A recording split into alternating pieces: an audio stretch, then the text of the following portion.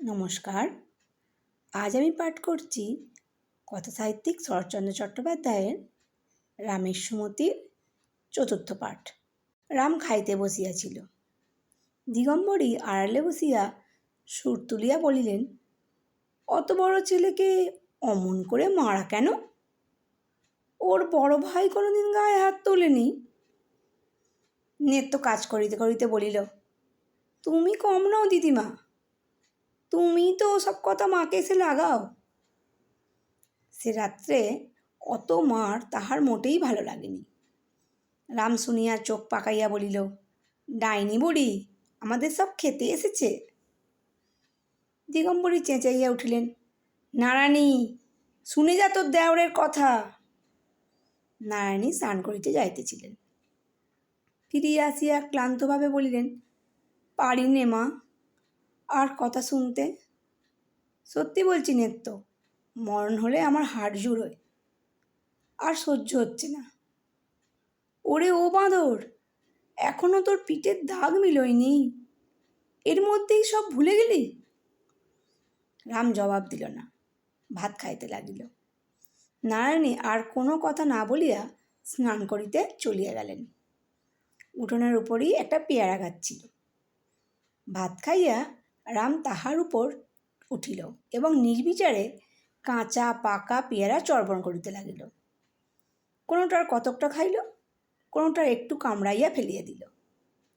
নিতান্ত কাঁচাগুলো নিরর্থক ছিঁড়িয়া এদিকে ওদিকে ছুঁড়িয়া ফেলিতে লাগিল। দেখিয়া দিগম্বরীর গা জ্বালা করিতে লাগিল। নারায়ণী বাড়িতে নাই। তিনি আর সহ্য করতে না পারিয়া বলিলেন, তোমার জন্য তো বাছা পাকা পেয়ারাও দাঁটে কাটবার জো নেই, কাঁচাগুলো নষ্ট করে দিচ্ছ। রাম কোনোদিনই তাহার কথা সইতে পারিত না।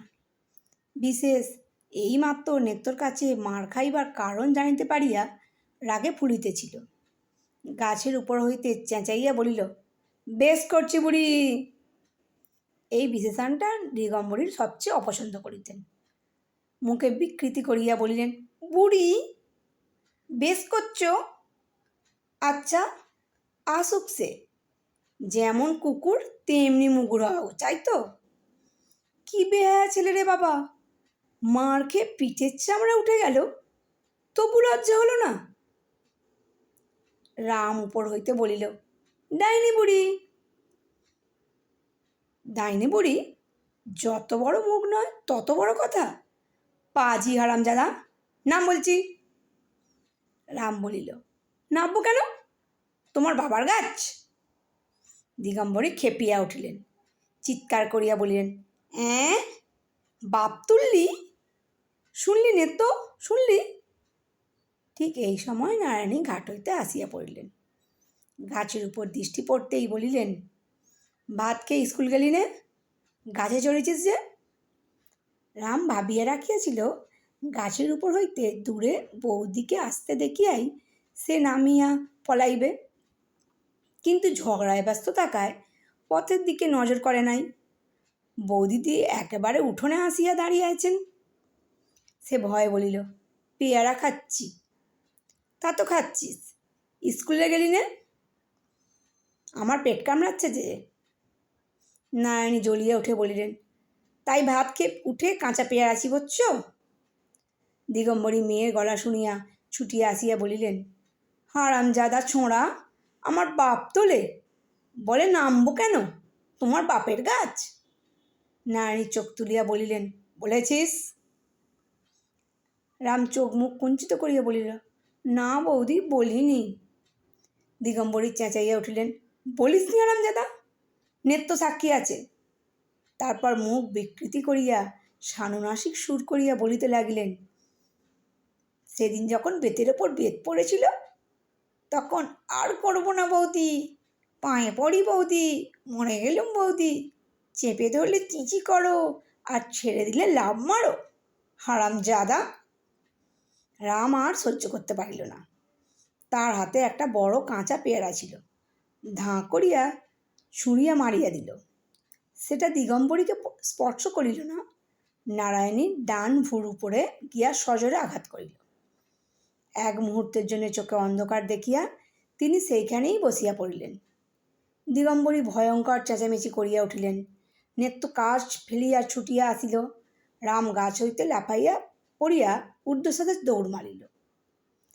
দুপুরবেলার শ্যামলাল স্নানহার করিতে আসিয়া দেখিলেন বিষম কাণ্ড। নারায়ণী নির্জীবের মতো বিছানায় পড়িয়া আছেন। তাহার ডান চোখ ফুলিয়া ঢাকিয়া গিয়াছে। তার উপর ভিজে ন্যাকড়ার পটি বাঁধিয়া নেত্য পাখা লইয়া বাতাস করিতেছে। দিগম্বরী আজ আর আড়ালে গেলেন না, সামনেই চিৎকার করিয়া কাঁদিয়া বলিলেন, রাম মেরে ফেলেছে নারায়ণীকে। শ্যামলাল চমকাইয়া উঠিলেন। কাছে আসিয়া আঘাত পরীক্ষা করিয়া দেখিয়া কঠিনভাবে স্ত্রীকে বলিলেন, আজ তোমাকে আমি দিব্যি দিচ্ছি, যদি ওকে খেতে দাও, যদি কোনোদিন কথা কও, যদি কোনো কথায় থাকো, সেই দিনে যেন তুমি আমার মাথা খাও। নারায়ণী শিউরিয়া উঠিয়া বলিলেন, চুপ করো, চুপ করো, ও কথা মুখে এনো না। শ্যামলাল বলিলেন, আমার এত বড় দিব্যি যদি না মানো, সেই দিনে যেন তোমাকে আমার মরা মুখ দেখতে হয়। বলিয়া ডাক্তার ডাকিতে বাহির হইয়া গেলেন। সমস্ত দিন নদীর ধারে ধারে বেড়াইয়া বসিয়া দাঁড়াইয়া অসম্ভব কল্পনা করিয়া রাম সন্ধ্যার অন্ধকারে লুকাইয়া বাড়ি ঢুকিল। দেখিল উঠানের মাঝামাঝি ছেঁচা বাঁশের বেড়া দিয়া বাড়িটিকে দুই ভাগে ভাগ করা হইয়াছে। নাড়া দিয়া দেখিল বেশ শক্ত, ভাঙা যায় না। রান্নাঘরে আলো জ্বলিতেছিল। চুপি চুপি মুখ বাড়াইয়া দেখিল সেখানেও ওই একই অবস্থা। ঘরে কেউ নাই, শুধু একরাশ পিতল কাঁসার বাসন মেঝের ওপর পড়িয়া আছে। ব্যাপারটা যে কি তা ঠিক না বুঝিতে পারিলেও সকালবেলার কাণ্ডটার সহিত কেমন করিয়া যেন যোগ রহিয়াছে, তা অনুমান করিয়া তার বুক শুকাইয়া উঠিল। তখন ফিরিয়া গিয়া সে চুপ করিয়া তার নিজের ঘরের মধ্যে বসিয়া বাটির অপর খণ্ডের গতিবিধি, শব্দ, সাড়া শুনিতে লাগিল। ইতিপূর্বে তাহার যে অত্যন্ত ক্ষুধাবোধ হইয়াছিল, এখন সে কথাও ভুলিয়া গেল। রাত্রি তখন বোধ করি 9টা। সে ঘুরিয়া গিয়া খিড়কির দরজায় ঘা দিতেই নেত্য কপাট খুলিয়া সরিয়া দাঁড়াইল। রাম জিজ্ঞাসা করিল, বৌদি কোথায়? নেত্য ঘরে শুইয়া আছেন। রাম ঘরে ঢুকিয়া দেখিল বৌদি খাটের ওপর শুইয়া আছেন এবং নিচে মাদুর পাতিয়া দিগম্বরী ছোট মেয়েটিকে লইয়া বসিয়া আছেন। গোবিন্দ খেলা করিতেছিল। ছুটিয়া আসিয়া কাকার হাত ধরিয়া ঝুলিতে ঝুলিতে বলিয়া দিল, কাকা, তোমার বাড়ি ওদিকে, এদিকে আমাদের বাড়ি। বাবা বলেছে তুমি এ ঘরে ঢুকলে পা ভেঙে দেবে। রাম খাটের উপর নারায়ণীর পায়ের কাছে গিয়া বসিতেই তিনি পা সরাইয়া লইলেন। রাম চুপ করিয়া বসিয়া রইল। দিগম্বরী তাহার ছোট মেয়েকে ঠেলা দিয়া বলিলেন, সুরো, বল না তোর দাদাবাবু কি বলেছে ওকে। সুরধ্বনি মুখস্থর মতো গড়গড় করিয়া বলে গেল, দাদাবাবু বলেছে তুমি এখানে এসো না, কাল সকালে সব। কি মা? সম্পত্তি। সুরধ্বনি বলিল, বিষয় সম্পত্তি কাল ভাগ বটরা করে দেবে। দিগম্বরী বলিলেন, দিব্যি কাটার কথাটা বল না, ন্যাকা মেয়ে। সুরধ্বনি বলিল, দাদাবাবু দিব্যি দিয়েছেন দিদিকে, খেতেও দেবে না, কথাও বলবে না, বললে দাদাবাবু। নারায়ণী বিছানার ওপর হইতে ধমক দিয়া বলিলেন, আচ্ছা, হয়েছে হয়েছে, তুই চুপ কর। তখন দিগম্বরী বলিলেন, তা সত্যি বাছা, তুমি মানুষজনকে আধখুন করে ফেলবে। সে দিব্যি না দিয়ে আর কি করে? আমি তো বাপু কিছুতে তার দোষ দিতে পারবো না। তার যে যাই বলুক, এ বাড়িতে তোমার আসা যাওয়া খাওয়া দাওয়া আর চলবে না। ওকে স্বামীর মাথার দিব্যি তার তো মানতে হবে। সুরধ্বনি বলিল, মা, ভাত দেবে চলো না। দিগম্বরী বিরক্ত হইয়া বলিলেন, সবুর কর বাছা। রাম তখনও বসিয়া আছে। এমন অবস্থায় ঘরে ধরে আগুন ধরিয়া গেলেও তো তিনি উঠিতে পারেন না। রামের বুকের ভিতর চাপা কান্না মাথা খুঁড়িতে লাগিল। কিন্তু দিগম্বরী সেই সকালবেলার খোনা কথার ভ্যাংচানি তার বুকের ওপর পাথর চাপাইয়া পথ আটকাইয়া রাখিল। একবার সে কাঁদিতে পারিল না, একবার বলিতে পারিল না, আর করব না বৌদি। এই একটা কথা অনেক আপদে বিপদে তাহাকে রক্ষা করিয়াছে। আজ তাহা কিছুই বলিতে পারিল না। তাহার দম আটকাইয়া আসিতে লাগিল। এমন সময় নারায়ণী ক্লান্তভাবে বলিলেন, সুরো, যেতে বল ওকে। এবার সে কান্না চাপিয়া উঠিয়া বলিল, যেতে বল ওকে? আমার খিদে পায় না বুঝি? সেই তো কখন খেয়েছি। নারায়ণী একটু উত্তেজিত হইয়া বললেন, একেবারে খুন করে ফেলতে পারোনি? তাহলে 10 হাতে খেতে। আমি জানি নে, যা কোনের তোর কাছে। যাব না নেত্তর কাছে, আমি কারো কাছে যাব না। আমি না খেয়ে উপোস করে শুয়ে থাকব। বলিতে বলিতে রাম দুমদুম করিয়া পা ফেলিয়া বাড়িঘর কাঁপাইয়া নিজের ঘরে গিয়া শুইল। নেত্য কিছু খাবার আনিয়া বলিল, ছোটবাবু, ওঠো, খাও। রাম লাফাইয়া গর্জন করিয়া উঠিল, দূর পোড়ার মুখী, দূর। নেত্য খাবার রাখিয়া চলিয়া গেল। রাম থালা গ্লাস ঝনঝন করিয়া উঠানোর ওপর ছুঁড়িয়া ফেলিয়া দিল। সকালবেলা শ্যামলাল কাজে চলিয়া যাইবার পরে রাম নিজের উঠানে পায়চারি করিতে করিতে ঘর যাইতে লাগিল। আমি দিব্যি মানি নে। ওহ, ভারী দিব্যি। ওকে যে দিব্যি দেয়? ও কি আমার আপনার দাদা? ও কেউ নয়, ওর কথা আমি মানি নে। আমি কি ওকে মেরেছি? বুড়ি ডাইনিকে মেরেছি। ও তো শুধু বৌদিকে লেগেছে, তবে ওরা কেন দিব্যি দিতে আসে? এ সকল কথার কেউই জবাব দিল না। খানিক পরে সে সুর বদলাইয়া বলিতে লাগিল, বেশ তো, ভালোই তো। নাই কথা কইলে, নাই খেতে দিলে। আমি মজা করে রাঁধব, ভাত ডাল, ভালো ভালো তরকারি, মাছ, একলা বেশ পেট ভরে খাবো। আমার কী হবে? এ কথারও কেউ জবাব দিল না। তখন সে রান্নাঘরে ঢুকিয়া ক্ষণ ক্ষণ ঝনঝন শব্দে থালা ঘটি বাটি নাড়াইয়া চাড়িয়া কাজ করিতে লাগিল।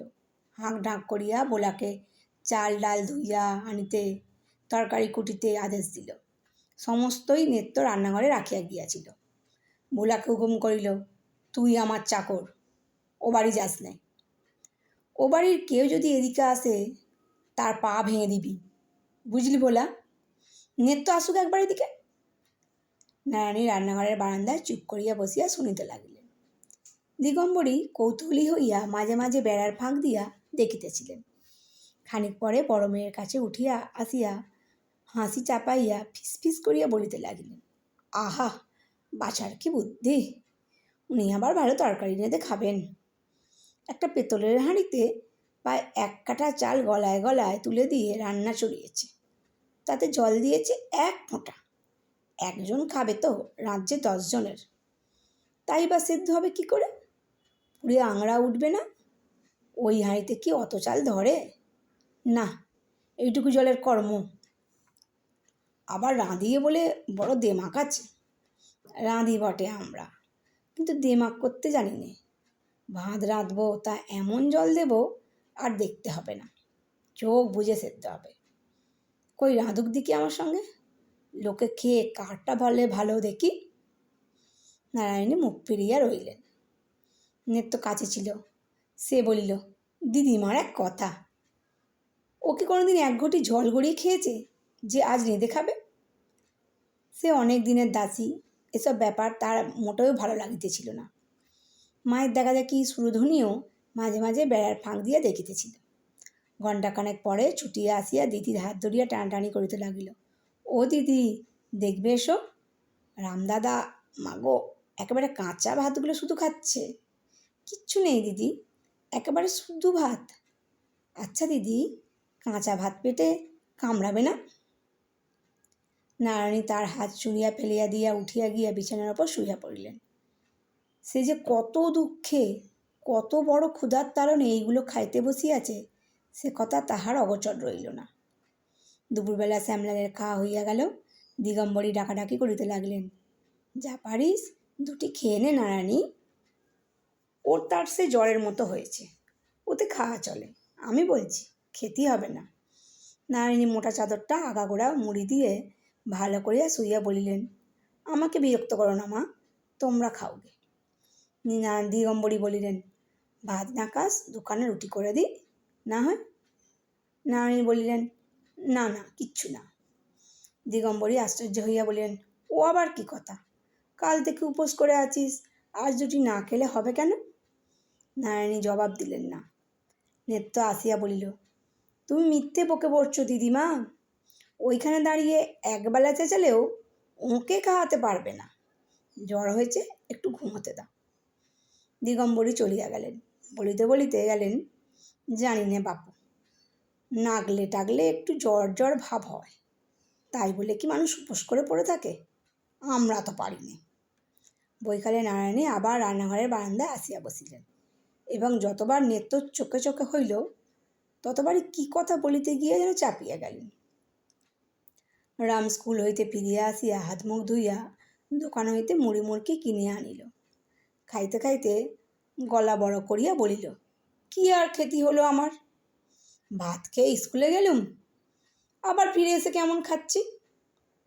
বেড়ার ওদিকে সকলেই রইয়াছে, তাহা সে বুঝিল, কিন্তু সকালের মতো এখনও কেউ জবাব দেয় না দেখিয়া আরও অস্থির হইয়া উঠিল। চেঁচাইয়া বলিল, এই দিকটা আমার সীমানা।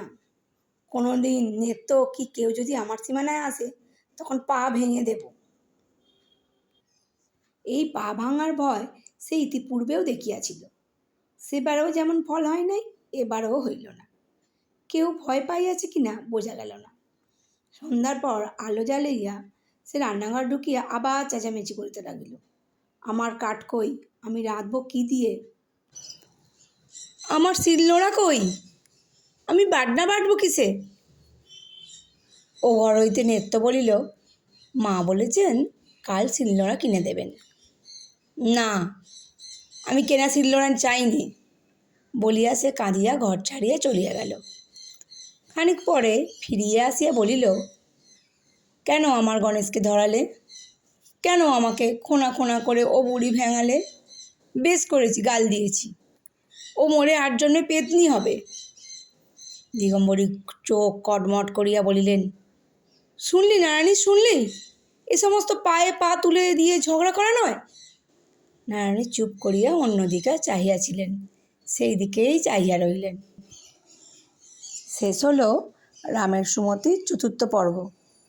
শেষ পর্ব শীঘ্রই আসছে।